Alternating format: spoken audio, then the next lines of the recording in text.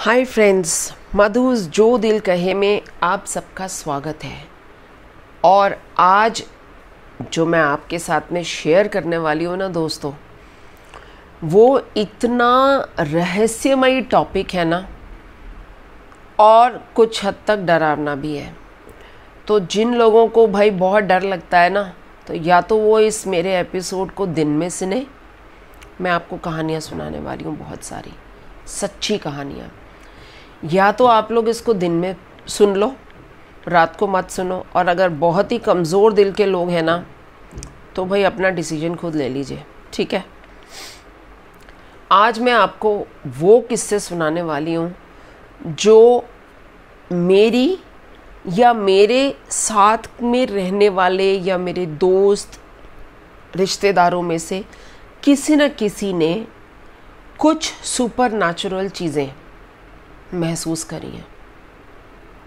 जी हाँ, मैं आज बात करने वाली हूँ, अगर आप रफ वर्ड्स में बोलो तो भूतों के किस्से। अब भूत होता है या नहीं होता है ये तो भाई मुझे भी नहीं पता है, लेकिन जो किस्से, जो सुपर नेचुरल बातें हमारे साथ हुई हैं वो मैं आपके साथ शेयर कर रही हूँ। और मज़े की जो बात है ना, वो मैं इसके साथ में आखिर में बताऊँगी। पहले ना आप लोग मेरे किस्से सुन लो। तो चलो शुरुआत करती हूँ। जो सबसे पहला ऐसा किस्सा हम लोगों ने खुद महसूस किया, मैंने तो नहीं, मेरे फादर ने। क्या हुआ, हम लोग रहते थे सादिक नगर में। आपको पता है सादिक नगर एक दिल्ली में, साउथ दिल्ली में एक गवर्नमेंट फ्लैट्स की कॉलोनी है, जहाँ पर सारे गवर्नमेंट फ्लैट्स बने हुए हैं। और ये एरिया जो था ना, यहाँ पर पहले, ये फ्लैट्स बनने से पहले यहाँ पर कब्रें हुआ करती थी। जी हाँ, कब्रें हुआ करती थी। तो हमको जो बताया गया था वो ये था कि यहाँ पे कब्रों को हटाकर और यहाँ पर ये फ्लैट्स बनाए गए थे। लेकिन एक पर्टिकुलर कब्र को जब उन लोगों ने खोदा तो उसमें से मतलब जैसे वो कोई पीर बाबा की कब्र होती है ना, ऐसा कुछ निकला, जिसमें अंदर अलमारी भी थी, उसके अंदर सामान था। मतलब देखिए, मेरे लिए अगर पूछोगे तो मैं बोलूँगी मेरे लिए सुनी सुनाई बातें, क्योंकि मैं उस कब्र पर कभी गई नहीं। हालांकि थी वो हमारे घर से थोड़ा पीछे ही, लेकिन मैं कभी गई नहीं वहाँ पर, तो इसलिए मैं एग्जैक्टली आपको नहीं बता पाऊँगी। जितना मेरे को नॉलेज है, जितना मेरे को उसके बारे में पता था, मैं वही आपसे शेयर कर रही हूँ। तो ये सुना गया था कि जब उसको खोद रहे थे तो उसके अंदर से, जैसे किसी पीर को दफनाते हैं तो उसके साथ उनका कुछ सामान और ऐसी चीज़ें साथ में दफनाते हैं, तो पता चलता है कि ये कब्र जो है ये एक आम इंसान की नहीं है। तो वैसा कुछ उनको उसमें से निकला था, तो उन्होंने उस कब्र को वैसे ही छोड़ दिया था। धीरे धीरे करके लोगों ने वहाँ पे आके पूजा अर्चना अपने वो जो भी शुरू करी, लोगों ने वहाँ पे विज़िट करना शुरू किया। और ऐसा मानता थी कि साल में एक दिन ऐसा आता है जिस दिन उन पीर बाबा की रात को 12 बजे सवारी निकलती है। वो सवारी कोई इंसानों की निकाली नहीं होती है, वो कहते हैं कि वो नेचुरली कुछ आत्माओं की, या ऐसे करके कहा जाता था कि ये 12 बजे के बाद उनकी सवारी निकलती है। बट हमने कभी ऐसा कुछ देखा नहीं, फ्रैंकली स्पीकिंग। तो मैं उसके अंदर जाऊंगी नहीं, बस जो सुनी हुई बातें थी मैं ये बता रही हूँ। लेकिन जो मैं आपको किस्सा बताने वाली हूँ ना, वो किस्सा सच्चा है। हुआ ये, देखिए मैं आपको ना थोड़ा सा लेआउट देती हूँ। हमारा घर जो था ना, वो 2 बेडरूम फ्लैट हुआ करता था। तो गर्मी के दिनों में जैसे दोनों बेडरूम की जो दरवाजे थे वो बालकनी की तरफ भी खुलते थे और अंदर घर की तरफ बाकी भी जाते थे, जैसे किचन में जाना है, वो टॉयलेट में जाना है या ड्राइंग रूम में जाना है। तो अगर किसी को बालकनी में अगर कोई लेटा हुआ है तो उसको वहाँ से उठकर अगर बाथरूम में जाना है तो वो किसी एक बेडरूम में से होके जाएगा। ये मैं बैकग्राउंड आपको क्यों बता रही हूँ, क्योंकि वो 2 बेडरूम फ्लैट था। तो मम्मी डैडी एक कमरे में सोते थे, मैं और मेरा भाई एक कमरे में सोते थे। और कई बार हमारी दादी माँ जो थी वो हमारे साथ रहने के लिए आया करती थी। अब अगर आपको पता हो, सिंधी लोग जो होते हैं ना, सिंधियों में जो ओल्ड लेडीज़ हुआ करती थी ना, उनका एक अटायर होता था कपड़े डालने का। क्या होता था? सर के ऊपर सफ़ेद रंग का दुपट्टा, एक सफ़ेद रंग का कुर्ता डालती थी वो लंबा सा, और एक पजामा।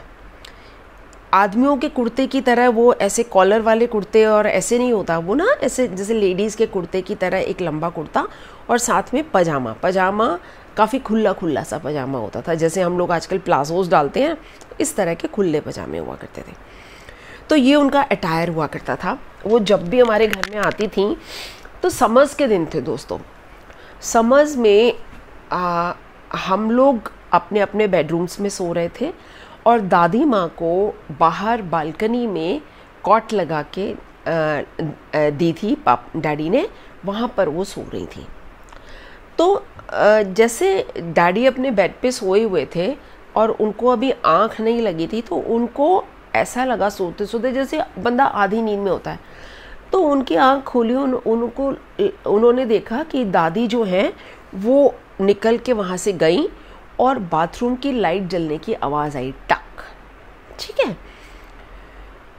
उसके बाद बाथरूम की लाइट ना बंद हुई, उसकी आवाज़ उनको नहीं आई, और ना ही उन्होंने देखा कि दादी वापस जाके कॉट पे सोई हो। तो daddy got a little worried कि भाई ओल्ड है, कहीं ऐसा तो नहीं गिर तो नहीं गई बाथरूम में या कुछ तो नहीं हुआ। डैडी उठ के गए तो उन्होंने देखा कि बाथरूम की लाइट बंद है, बाथरूम का दरवाज़ा बंद है, और बाहर जाके देखा तो दादी आराम से अपने कॉट पे सो रही थी। तो डैडी को थोड़ी चिंता हो गई, क्योंकि हम लोग रहते थे फर्स्ट फ्लोर पर। तो डैडी को लगा, ही वॉज वेरी श्योर कि मैंने देखा है उनको निकल के बाथरूम में जाते हुए। उन्होंने रात को पूरे घर को छांट मारा कि कहीं ऐसा तो नहीं कि कोई चोर हो या कोई हो जो फर्स्ट फ्लोर पे चढ़ के आ गया हो बालकनी से, और क्योंकि बालकनी के दोनों दरवाजे खुले हैं और वो अंदर एंटर कर गया हो। डैडी ने रात को पूरा बेड्स के नीचे, कॉर्नर्स में, हर पूरे घर में छांट मारा, लेकिन कुछ भी नहीं था। सुबह को दादी उठी तो डैडी ने दादी से पूछा कि भाई आप रात को उठे थे क्या बाथरूम के लिए? तो दादी ने कहा नहीं, मैं तो नहीं उठी थी, मैं तो एक बार भी नहीं उठी रात को, बस सो गई थी, एक ही बार अभी उठ रही हूँ सुबह को। बड़ी अजीब सी बात थी। तो डैडी को यकीन नहीं हो रहा था कि क्या मैंने हेल्यूसिनेट किया, कि मेरे को ऐसा क्या दिमाग में बेख्याली में, तो कुछ समझ नहीं आया। मतलब एक कन्फ्यूजन होता है ना, ऐसी चीज़ें जो होती हैं जनरली कन्फ्यूजन ही होता है। तो भाई रात गई और बात गई। डैडी ने भी उस चीज़ के ऊपर मिट्टी डाली कि भाई हो सकता है मेरे दिमाग का वहम हो, मैंने ही शायद कुछ इमेजिन कर लिया होगा, और इमेजिनेशन में सपने में देख लिया होगा कि दादी जा रही हैं, और सपना फिर खुल गया। तो उसके बाद मुझे लगा कि भाई वाकई में ऐसा हो रहा है। तो समहाउ दोनों चीज़ें क्लब हुई हैं। चलो रात गई बात गई, लेकिन असली जो कहानी शुरू हो रही है ना, वो अब हो रही है दोस्तों। अब क्या हुआ, जैसे हमारे फ्लैट का लेआउट था ना, सिमिलर लेआउट जो था वो हमारी एक और मम्मी की फ्रेंड थी जो एक लेन छोड़ के रहती थी। बहुत फ्रीक्वेंटली ये लोग मिलते थे, मतलब ऑलमोस्ट समझो हफ्ते में 2-3 बार। जैसे लेडीज़ होती हैं हाउसवाइफ्स, क्या होता है, आदमी लोग गए, बच्चे अपने स्कूल गए या कॉलेज गए, और उसके बाद अपना फ्रेंड्स मिल के बैठती हैं, पापड़ बेल रही हैं साथ में बैठ के, या बातें कर रही हैं, या चलो जी आज सिलाई करनी है, सबने मिल के सिलाई करनी है, सॉर्ट ऑफ जो भी। तो मम्मी ने ये बात अपनी फ्रेंड से डिस्कस करी कि भाई ये इस तरीके का किस्सा हुआ है, तो हमें अभी तक समझ नहीं आ रहा है कि क्या हुआ। अब वो जो मम्मी की फ्रेंड थी ना, वो बहुत ही एजुकेटेड, वेल एजुकेटेड, और उस टाइम पे वो जेम्स हार्डली चेज जैसे नॉवेल्स को रात को बैठ के 11-11 बजे तक पढ़ा करती थी। अच्छा, वो भी सिंधी फैमिली थी।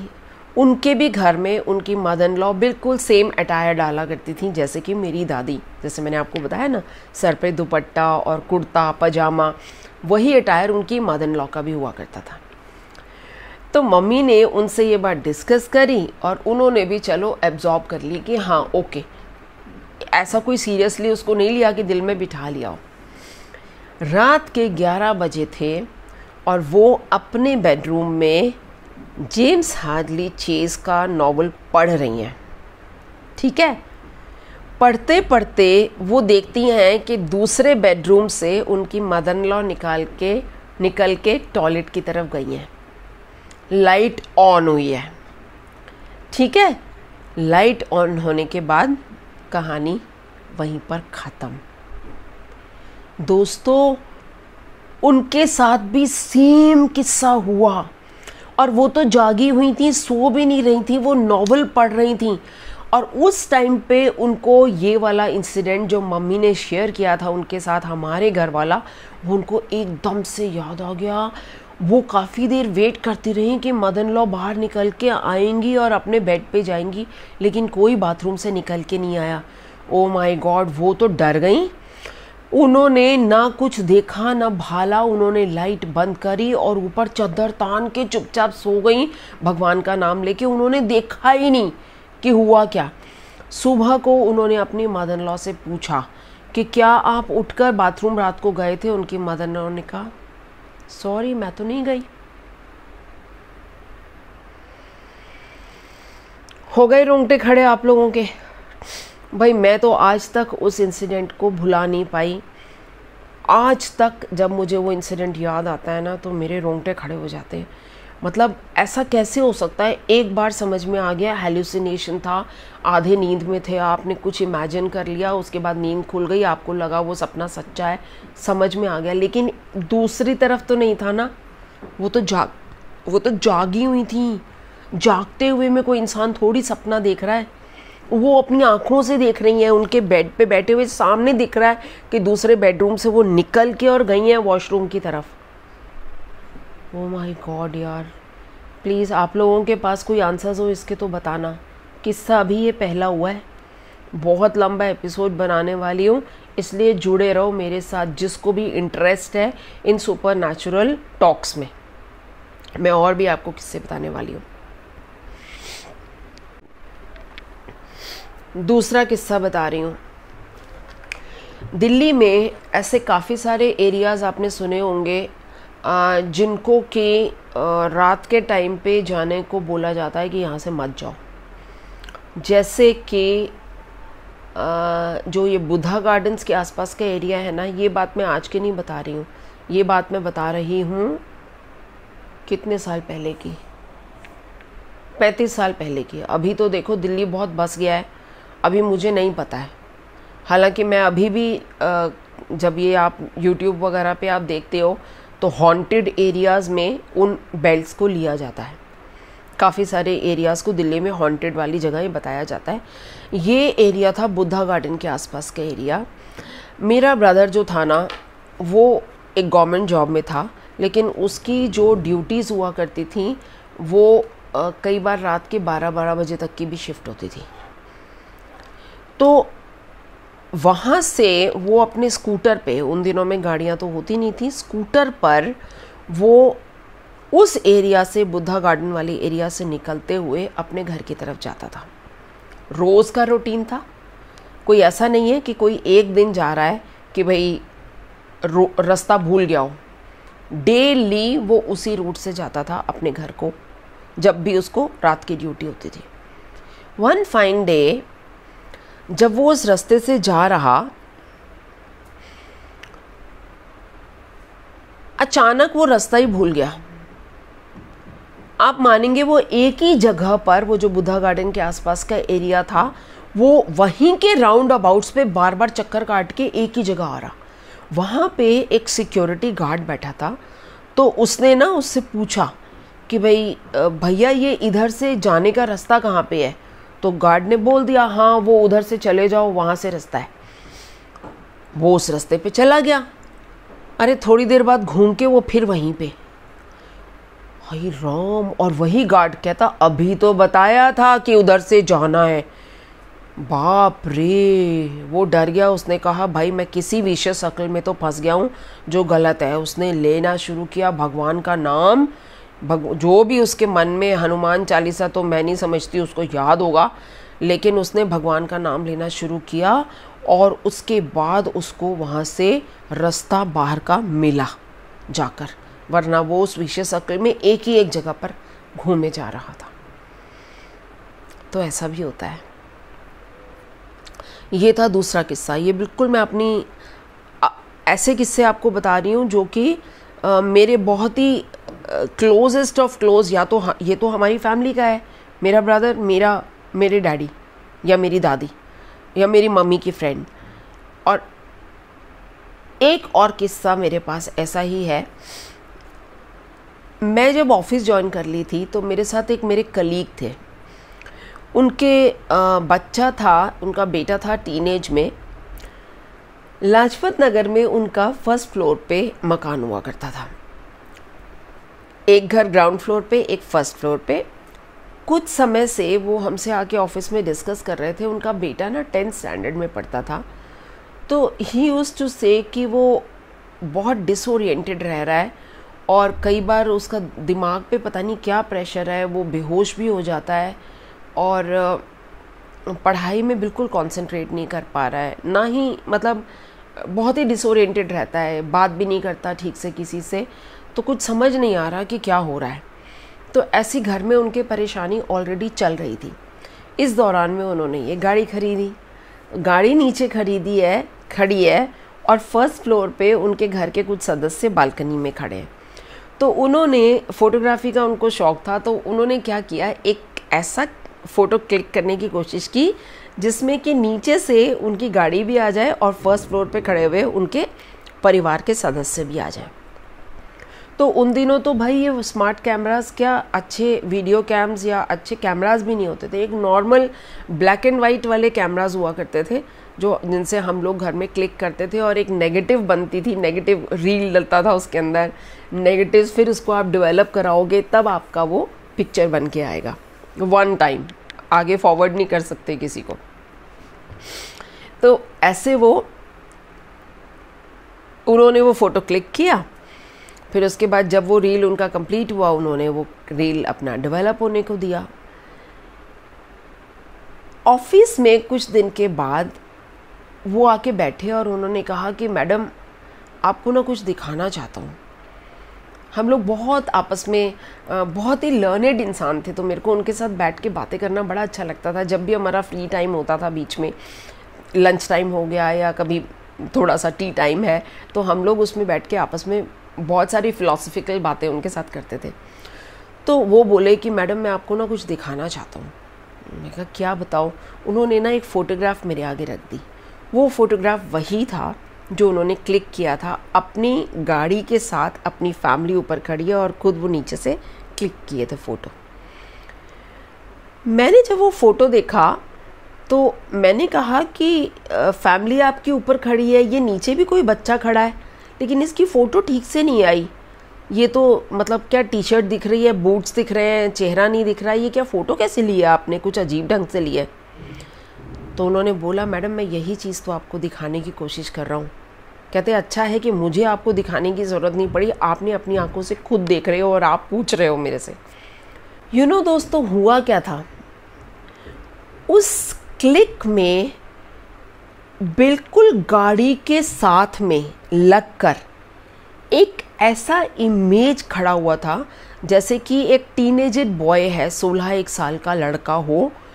उसका चेहरा नहीं दिख रहा था, उसका बॉडी पे एक स्ट्राइप्स वाली टी शर्ट थी और उसके पजामाज वगैरह कुछ नहीं दिख रहे थे और नीचे उसके सिर्फ बूट्स दिख रहे थे। आधा शरीर, आधी इमेज गायब, सिर्फ आधी इमेज दिख रही थी टुकड़ों में। तो पहले तो उस चीज़ को किसी सुपर नेचुरल चीज़ की तरफ ले जाने का कोई लॉजिक नहीं बन रहा था। मैंने उनसे एक सिंपल सा क्वेश्चन किया।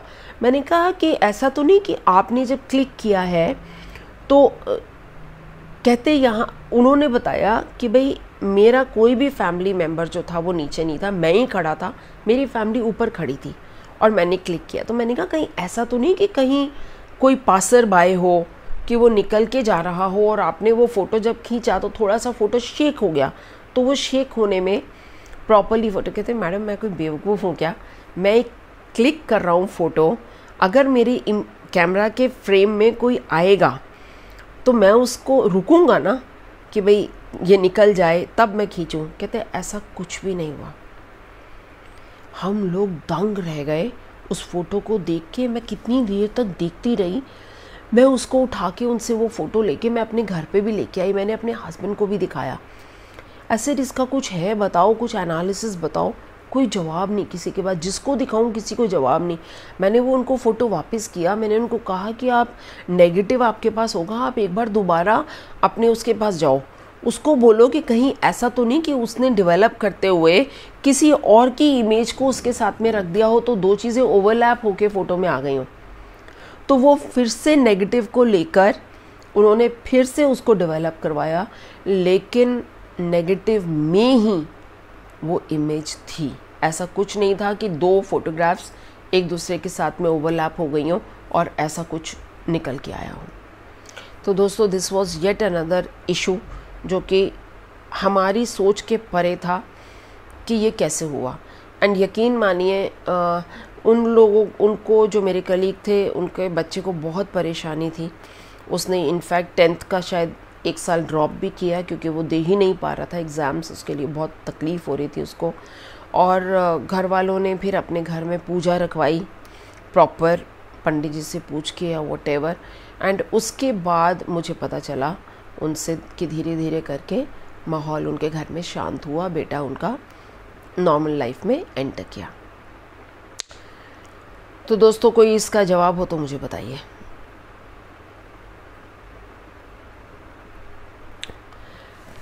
अब ये किस्से, अब मैं ना कुछ आपको इंटरेस्टिंग मोड पे लेके जा रही हूँ। इंटरेस्टिंग कहिए या जो भी कहिए।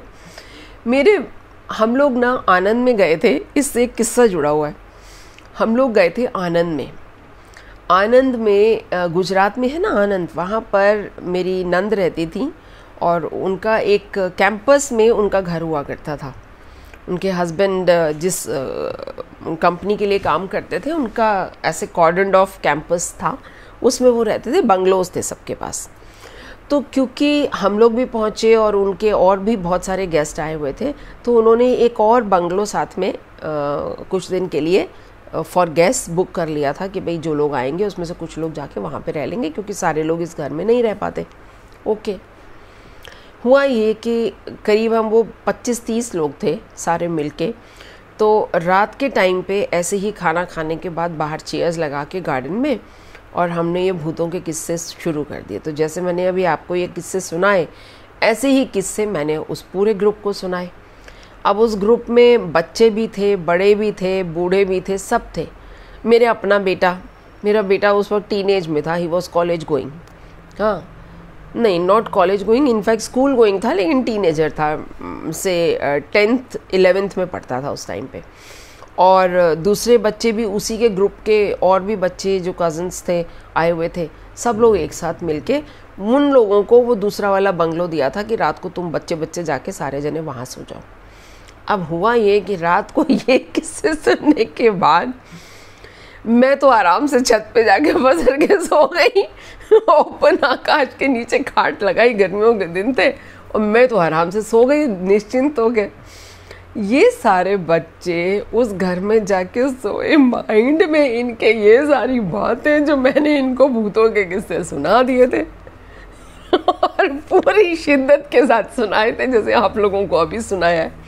भैया ट्रू है, मैं कोई झूठ नहीं बोल रही हूँ, मैं रियली ये वाले ट्रू किस्से सुनाए हैं मैंने आपको। और याद नहीं आ रहे मेरे को, और भी है, लेकिन मैं कभी याद करके फिर से एक और एपिसोड बना दूंगी उसके ऊपर, अभी याद नहीं आ रहे। तो ये सारे बच्चे ना जाके, सारे टीनेजर्स, ये उस बंगलों में सो गए। रात को बीच रात में उनके दरवाजे पे किसी ने ज़ोर से आके बैंग किया है दरवाज़ा। हाय, एक तो मेरे से भूतों के किस्से सुन के गए और ऊपर से वो दरवाजे हो रहे बैंग। इतना डर गए ये सारे के सारे बच्चे।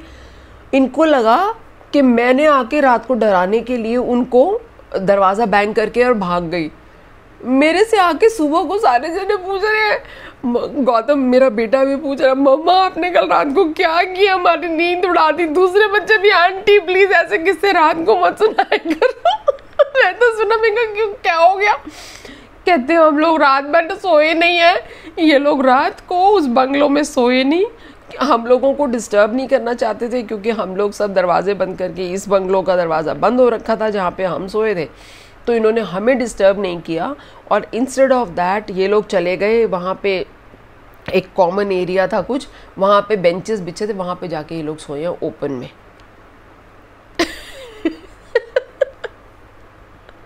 तो भाई डरना ज़रूरी भी है, लेकिन चलो थोड़ा सीरियस बात कर लेती हूँ। मुझे नहीं पता ज़िंदगी के बाद कोई और ज़िंदगी होती है या नहीं होती है, भूत होते हैं या नहीं होते हैं, स्पिरिट्स होती हैं नहीं होती हैं, मुझे नहीं पता। लेकिन कई बार जब ऐसी सुपर नेचुरल चीज़ें होती हैं ना, चाहे वो ऐसे जैसी ये वाली, या कुछ स्पिरिचुअल भी होती हैं ना, वैसे भी होती हैं, जो मैंने आपसे अपना दिवाली वाला किस्सा शेयर किया था।